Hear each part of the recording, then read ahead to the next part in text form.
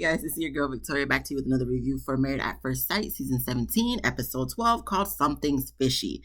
And what's fishy is this whole facade of whatever this show is at this point. So we are not 30, what is it going to be, 30-something days married. No, we are 27 days until decision day. But why are we even having a decision day at this point when there ain't going to be no couples left by the time decision day is here? So we start off with Claire. She waking up in an apartment, single, separated, not married, no mold to Cameron. And she don't know how to feel and stuff. Okay, whatever. We're going to move on. Claire, I don't got time for these people no more. So then we move on to Brennan. I guess he always texts Emily when he leaves for work or whatever in the morning. So I guess he didn't text her that morning. And, she texted him and come to find out he upset about her acting out last night when at the anniversary 1 month anniversary dinner and whatever, and he said he needs some time to himself. And Emily's doing like a video diary to us or herself or whatever the case may be in regards to the situation. So she gets emotional because she's frustrated by the way he's making her feel and the way he's talking to her, and she knows she deserves better. Well, Emily, I'm glad you know you deserve better, but at the same time, you know you deserve better. We know you deserve better. Brennan knows you deserve better. But yet you still a homeboy. Why? Why are you trying to make it work? Because y'all married and stuff. I understand y'all legally married by binding contracts. That's what I always say. But at the same time, you knew this guy for 33 days. And he's treating you like crap.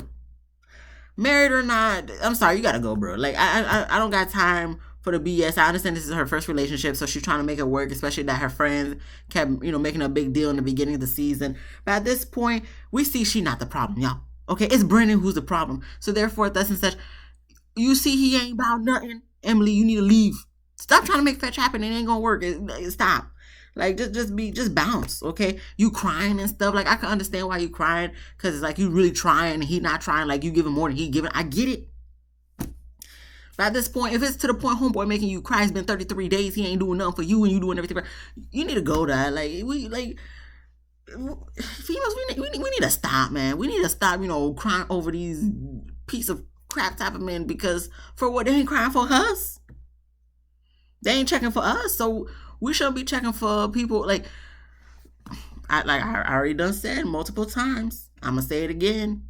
Don't, I stole this quote. This is not my quote. Okay, so I'm just, disclaimer, this is not my quote. I just stole it from online social media, Instagram, Snapchat, TikTok, you know what I'm saying? Don't ever let a man tell you more than once he don't want you. And Brennan has told her multiple times, but she's still trying for why? Listen, we all make mistakes. And unfortunately, we got to see Emily make this mistake on national TV because this is her first actual relationship. But sometimes, look, you just gotta let them make their own mistakes. All right, so we move on to Becca. She brings Austin to one of her photo studios, and she surprises Austin with one of his friends and his wife and kids to do a photo shoot of them. And she's very engaging with the older son or the older child. So Austin loves that. That she's so well in tune with the kids, and even his friend said she's like the kid whisperer, and makes him excited for when they have kids, because even though they may have differences in religion, looks like they may have the same values, and he knows she'll be a great mother, blah, blah, blah, blah, blah. Okay, cool. But you talking about, she'll make a great mother, she's good with kids, and, makes you think about when you guys have kids. But it's just like, you're going to have sex to get to that point to have kids. I mean, you don't have to have sex to have kids. Okay, in today's day and age, with technology, modern science, I know for the most part, okay, for the most part, you're going to have to put your thing and her thing to make something happen. So if you talking about all this, but you not even going to the part to practice making the kids. So Austin, I don't want to hear nothing you got to say at this point until you do the thing. Leave it alone. Let's not even talk about it. Okay. So we move on to Claire. She has a phone call with Dr. Pia to let her know that Cameron is having some health issues. And, Claire does get emotional. She does cry over the phone because she feels guilty and sad for him at the same time. Dr. Pia lets her know it's not her fault. Keisha lets her know it's not her fault. I'm letting you know, Claire, this ain't your fault. What you crying for? Like sometimes you be saying, I'm gonna cry, but you don't cry, and then other times I don't see why you crying and then you cry. For this thing, I understand, being concerned because technically Cameron was your husband, and you may see him as a friend and whatnot, and you're saddened and hurt that he has like actual health conditions. But to put it on yourself because of what his dumbass probably said, girl, please. Cameron just be saying stuff. A lot of people, I'm not even going to say Cameron, a lot of people love to play victim, love to blame someone else for their do. Like, please, please. You ain't to blame for Cameron's health issues of his heart problem and condition. No matter what he's talking about, stress, which we're going to get to in a second. Girl, this got nothing to do with you. So, obviously, y'all marriage was a facade anyway, but and plus, you was playing some games, you know what I'm saying, because you want to act like you didn't know he was attracted to you or whatever, and like he didn't try to make a pass at you or whatever, and that you didn't block it, and ever since he was like, okay, you don't want it, I'm not gonna give it until you tell me you want it, but you never told him you want it, so then therefore that's that nothing never happened, and Cameron couldn't be coming in and coming out because sometimes you show affection, so he be confused and stuff, but he be confusing also too, so it's on both sides, but. In regards to his health condition, more of the story, you ain't to blame, Claire. So please don't be putting that on your conscience because it ain't got nothing to do with you, girl. You fine. You in the clear. 26 days until decision day. We get to Cameron telling us in his video diary that he developed a heart condition that he's going to need a procedure for. And, is his marriage to blame? Is, the stress from the separation to blame? He's like, probably accelerated his condition that he probably already had. Cameron, please cut the bullcrap. Like, was you really that stressed that it accelerated a heart condition, a pending heart condition that was probably going to be there regardless of your your stress from your separation? You really had that much stress because if I'm not, if I'm not mistaken, on your 1 month anniversary, you went what you went to go do? He did some activity with his friends. You didn't seem that stressed to me. So is that you relieving stress? I'm not going to tell someone what type of stress they got, okay?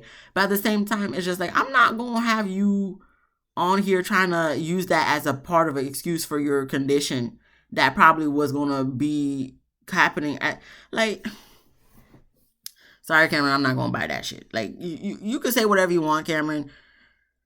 But to me, it's not going to gain extra sympathy on my part. I do hope the best for you in your heart condition. I do hope the best for your procedure, that it went well, which I think it did. But to add the stresses of a separation from someone you only knew for 30-some days,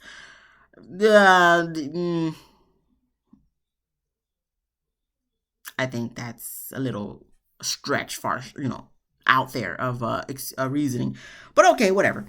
We move on to Emily's friend Lily comes over to talk with her about her marriage, and I guess Brendan told Emily that he wants to focus on just being friends and resetting. Whatever y'all want to do. Okay, y'all do whatever y'all want to do because at this point it's pointless to try to say anything that y'all trying to do ain't making no sense, especially on Brandon's part. Who am I to say that? Because at this point, they're going to do what they want to do. I'm going to still keep watching this damn show. So that's that. They want to reset. Brandon wants to reset. Fine. Emily wants to continue. No offense, Emily, but, you want to continue being the dog on the leash with homeboy. Fine. Okay. You want to agree to it. Be friends. Fine. All I know is, I ain't going to be married to you talking about you want to reset and, focus on being friends. The hell is that?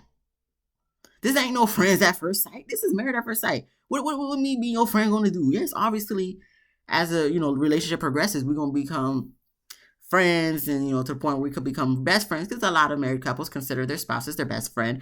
But to like reset and like not even include marriage in it because it's too much of a pressure that's weighing down. Even though you came on Married at First Sight, you knew what this was about. So stop acting like, oh, this is too much for you. You shouldn't have came on the show to begin with. I don't care if he was recruited or not.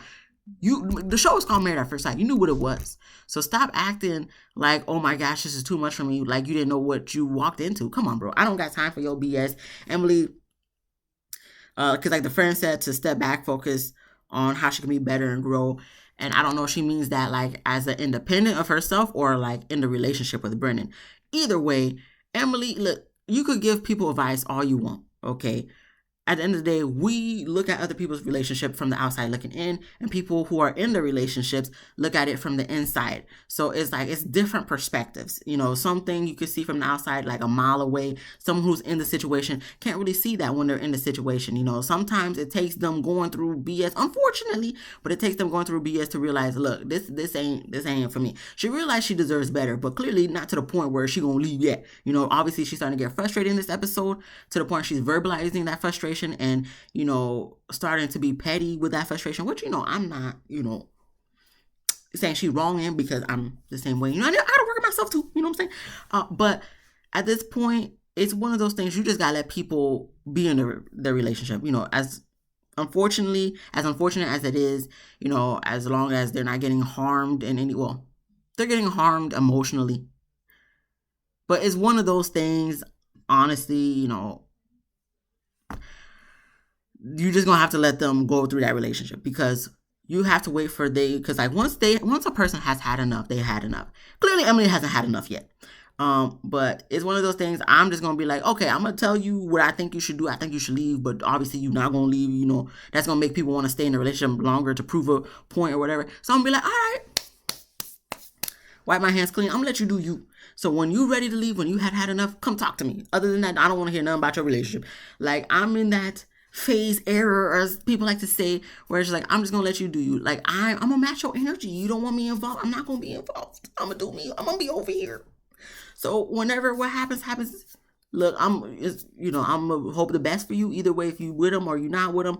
But don't be telling me nothing if you still gonna stay with homeboy, and clearly he making you cry every day and be frustrated every day, and not giving you what you want, but you giving him everything he wants, or trying to give him everything he wants, but it's still not working. So it's like you're in an abusive relationship, right? I could be wrong. I'm not no expert. But clearly experts don't know what they're doing either. So we just winging it at this point. So after that, we get to the experts choosing who they're going to choose for Michael. So they chose Chloe, and then we see Chloe talking with her friends about being married at first sight and her being ready for marriage. Dr. Pepper joins them and tells Chloe that she's getting married at first sight in a couple days. And I said, couple days? We talking about like 2-3 days? Yeah, we don't got time for 2 weeks, Dr. Pepper? So she's excited about that. And usually when the expert tells the person that they're getting married, we get a little synopsis of introduction of them and what they like, what they're about, all the stuff, why they want to get married at first sight.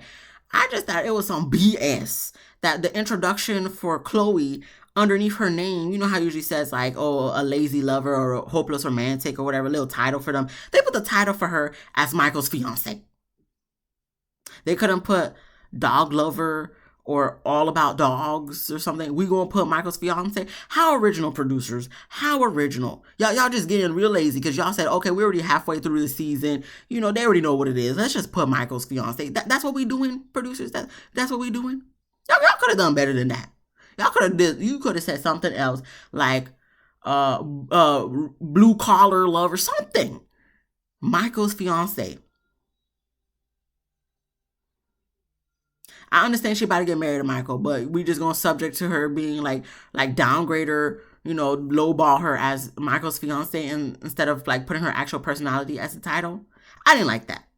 I didn't like that at all. But okay, she talks about herself and loving dogs and fostering dogs and the senior dogs and whatnot. That was the main thing I got from it. But she seems nice and sweet and whatnot. And that was that for her. We then get to 25 days until decision day, and Becca and Austin, they get fishies together. Okay. That's nice. We then move on to Claire. She goes out with her cousin to talk about her marriage or the lack thereof. And the cousin said that, even though it didn't go the way they wanted it to, it was better than it could have gone. So that's nice words, to speak. Other than that, there was nothing else to take from it, because it's just like, I'm over Claire and Cameron, as well as like the rest of the cast. Other than Michael and Chloe, because that's the only new breath, fresh air that we got in this whole damn season. That's why, I've watched other reviews in regards to last episode, and they're like not even here for this new marriage between Michael and Chloe to go through another wedding and stuff. But for me, I want to go through this wedding between Michael and Chloe, because this is the newest thing, and fresh air, and little flower that's poking out of the dust and sand of the rest of the cast of the season. Okay, so Look, y'all might not like it, but for me, I like it because it's like it's giving me something new. Okay, it's not going over the same conversation, same issues over and over every week in a different setting or on a different day. We get a whole new wedding, and that's just gonna give me some oomph that I need to get through the rest of the season. So I'm here for it. If you not, I don't know what to tell you. But then we get to Dr. Pepper. She meets with Brennan and Emily. And, Brennan says he wants to focus on the friendship. Emily agrees, telling us in the confessional she's just going along with it. Even though clearly you can tell visibly that's not what she want to do. Which to me is just like, this is your moment to let, especially if you're in front of an expert. Like, why are we going along with something with, like, why are you going along with a homeboy who not even doing what he can to make you happy? Like, you're putting in more effort to appease him than he is to appease you. Like, Emily, like I said, you just got to let her do her thing until enough is enough on her end. So Dr. Pepper has them say nice things about each other. Dr. Pepper likes the things that Emily said about Brennan more so than Brennan said about Emily. Excuse me. Emily says that's usually how it goes. Brennan looks annoyed with it. Brennan always annoyed. Like, Brennan, if you don't want to be here, don't be here. We don't want you here anyway. Like, you could leave. Like, all right. So Emily says that they have a strong emotional connection. Where is this strong emotional connection? I have no clue. I'm completely lost. Brennan agrees. They try to explain that, but I'm still lost because I'm just like, what strong emotional what are you guys talking about? What are we like? Y'all just trying to feed Dr. Pepper any type of BS, and she gonna eat it up. Like, I really, they say they watch this show, like, as it's going on, but, like, I really, like, question if they watching it, because this whole session is complete BS. Complete BS. But Dr. Pepper says nice things and what she hopes for them, and that's the end of the meeting, and I'm just like, this meeting was pointless. There was no resolution because no one's being honest about the issues. So we get to Emily and Brennan. They go back to the apartment and talk alone and agree that their meeting with Dr. Pepper went great and they're going to do what she asked of them. And I'm just like, y'all just fake smiling, because I bet you once the cameras are off, your mics are turned off, y'all probably go to the room, act like y'all going to sleep in the same bed, but y'all probably secretly sleeping in separate beds, the way Brennan looks so freaking resentful. Not resentful, but like, just like, I don't want to say disgusted either. What's the word? I don't ever know the words when I'm doing my reviews. But he just look like, he's just like, I ain't really trying to deal with you. So it's like, I don't even feel like they sleep in the same bed. But per Dr. Pepper's, looks like it, Dr. Pepper, not Peppers. Okay, I ain't trying to be like all the other reviewers. But per Dr. Pepper, it seems like, once they do the exercise, they'll be good. And I'm just like, if you say so, I don't see that at all whatsoever. But you know them better than me. So we then get to Michael. He's excited for his new wedding. He does his little video diary. Cool. We get to Chloe. She goes dress shopping with her friends. The dress she chooses is gorgeous.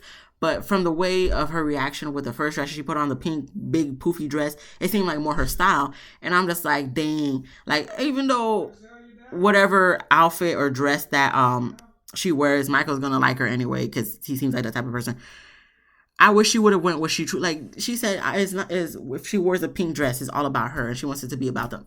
Girl, this is your wedding dress, though. That don't make sense, okay? Your wedding dress is supposed to be about you. What's she talking about? But okay. But I feel like if she wore the pink dress, Michael would like that more because, he's whimsical and whatnot. So that pink dress is like whimsical. So they could be whimsical together. But, I still don't see it. She's gorgeous. She seems like a nice girl and whatnot. I don't see with her and Michael, collaborating or connecting more than like a friendship. But, I could be wrong. There's plenty of times I've been wrong in my, assumptions and thoughts of people. So, and there's plenty, and I'm sure people have been wrong of their thoughts and assumptions of me, So other than that, ain't nothing else to take. We get to 24 days until decision day. We have Austin and Becca. They go to dinner with the parents at the restaurant that he used to work at. I'm looking at the background. I'm like, oh, it's beautiful views right by the water. It's a fancy restaurant. I'm looking at all the plates they put in front of them. And it's like, oh, this must be like a 7-course meal. And I'm like, that's the type of restaurant I want to go to. Even though I know it's going to be pricey. So I'm going to have to, save up some coins before I go, you know what I'm saying? But I would love to go to one of those like fancy restaurants where it's like, you dress nice and a little posh, you know what I'm saying? And You get a 7 course meal, and you just, you just feeling elevated, you feeling elegant, and the only thing you're gonna feel bad about is when you have to cough up all that money paying that bill. Because I'm sure it's like maybe almost or over $100 per person. So I know it's a little pricey, but it's an experience. That's not something you're gonna do every week or every day. And if you can, what do you do for work? Let me know. But other than that, that's something I want to do. That I was more focused on the food, than the actual conversations, because she was just asking them questions about Austin, getting to know them and whatnot. So the dinner does seem to like it went well. So that's good for them. I didn't really care for the dinner. I just was looking like, oh, what y'all eating there? That looks nice. What I'm saying? I probably want to need a little bit of pepper, but that looks nice. That looks nice and, tender, juicy and whatnot. I didn't care about what they was talking about. We're going to move on. Brennan and Emily, they go to the pool to go over hot tub pool. I don't know what that thing was because it had steam coming out of it, but it was like as big as a pool. So I don't know if it was like a big ass jacuzzi. Who cares? So they go to the pool, jacuzzi, whatever you want to call it, to go over questions in a fishbowl that Dr. Pepper gave them. So as they're going through the questions, you can tell Emily is getting annoyed because Brennan's answers are not really what she want to hear, because it's about mainly his family and stuff and not more so towards her or their relationship together. So some questions he answers like very vaguely, and other questions he just says, okay, let's pass. I can't think about it. It's too deep of a question to answer. So then immediately gets awkward, and Brandon says he's getting tapped out of the relationship. Emily's getting annoyed, and she's finally starting to show her annoyance and frustration with Brendan. And I guess that as they sit up to like get out of the hot tub pool, whatever, he's saying that, it's so hot or whatever that he's about to faint. So Emily pretty much, she, because she made some cuss word. I don't know what she done said, because, I can't read lips that good. And told him to suck it up, Buttercup. Okay? And he just looking at her like, yo, can you not? It goes to commercial for dramatic effect. Comes back from commercial for dramatic effect. And, Emily mocks Brendan as they're trying to go through the questions. At this point, I'm like, why are y'all still going through these questions? Clearly, this whole mood and vibe is dead. So there's no point to be going over these questions, because y'all going to be going over it pettily like Emily is. And, eventually they end it. Brendan, they go back to the apartment, and Brendan lets us know in the confession, his little confessional, that he doesn't feel like Emily's supporting him, and he tells her that, like, she don't be having his back, and she's like, well, you don't be having my back either. They argue, they go back and forth a little bit, and that was it. Like, they kind of end off on a bad note, but I'm just like, Emily, thank you. You finally starting to put your foot down, and that's beautiful. Okay, put your foot down, because Brendan ain't worth it. Okay, Brendan, I don't know what you're doing. If you clearly don't want to be in this relationship, you clearly don't want to be in this marriage, but divorce is not an option. Brendan, you better go get that divorce, because ain't no need for you guys both to be miserable in something y'all both don't want. Emily's trying, but Emily don't want it. She over you at this point, so you don't want her to begin with. So what are we doing here? And like I said, I'm just glad that Emily's just being like, look, you want me to be supportive and have your back, but you don't even have my back. And this is what I was talking about. I just said this in a previous, whatchamacallit, review that I just did, where I said, look, females, okay? Because I got to talk to females, because lately the shows I've been reviewing and the situation I've been going on, females just be, like I said, we setting the bar low. Okay, we gotta raise this bar up, because these men ain't worth it, Not saying all of them, but like these men that we dealing with right here, they're not worth it. You know what I'm saying? Like, once again, I'm gonna show you what I'm about in the beginning, but when I see you can't come up to my energy, I'm gonna go down to your energy. But no, because I'm petty. I'm a Taurus. Sorry, I'm a Taurus. I'm petty. Not only am I gonna go down to your energy, your level of energy, I'm gonna go lower. And fall all the way back. Like, all the way back. Okay? Because the thing, you're not going to have me looking out here like a fool. Like, I'm going above and beyond for your ass. You're not going above and beyond for me. Sorry. Not no more. I may have done it in the past and been a pushover and letting you people walk all over. Look.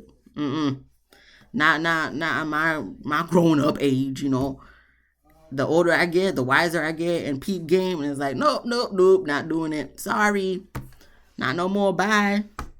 It's okay. It's all right. Like, I'm content, bro. Like, you don't want to do what I do for you. That's fine. That's 100% fine. But just know I ain't gonna be here no more. Or if I am, it's gonna be barely any, like. So Look, Emily, clearly you're not all the way done yet because y'all still together. But we get into the point where she done had enough, where enough is enough. And I'm like, Emily, yes, girl. That's what I'm talking about. But that was it. That was the end of the episode. And I'm not really looking forward to these next episodes because I know it's just going to be the same BS, same conversation, same issues, different episode, different week, different day, different outfits for these people. Like I said, I'm just looking forward for the wedding at this point because that's the only brightness of the season we got left. That's why they chose to have Michael come back and marry somebody else because they know that it wasn't going to be nothing without them. Because other than that, we following a couple that's not even a couple no more, and a couple that one is like just very not into it sexually with the person. The other one is like can't get over the difference of religion, and then we got one where someone is trying, but trying too hard, whereas the other person is not even trying. So, and then a couple that's about to meet for the first time when it's like less than a month before decision day. So I don't even know how that decision day is gonna work. Like, are they gonna go through 2 months before their decision day, or is their decision day gonna still be the same as everybody else's decision day? How is that gonna work? Who knows? Anyway, that was the end of the episode. Ain't nothing else to say about these people for this episode. If you like this video, please give me a thumbs up. If you laughed at least once, please subscribe, okay? If you didn't laugh, look, I already done told you, especially in regards to Married at First Sight reviews, it be lackluster that. Like, it really don't be giving much. So I be trying to do whatever I can to pull any type of humor and joke in it. So if you didn't laugh, I'm sorry. It's alright, but do me a favor though. Come back next week. Okay? Come back next week because I'm always gonna come back, watch this damn show, and review this damn show. Hopefully my jokes can land better next week, you know what I'm saying? And you could laugh. Even if you smirk, then you could subscribe next week. You know what I'm saying? Subscribe next week. Comment down below what you thought about this episode. Be easy, breezy, lemon squeezy, and I'll see you guys in the next one. Peace.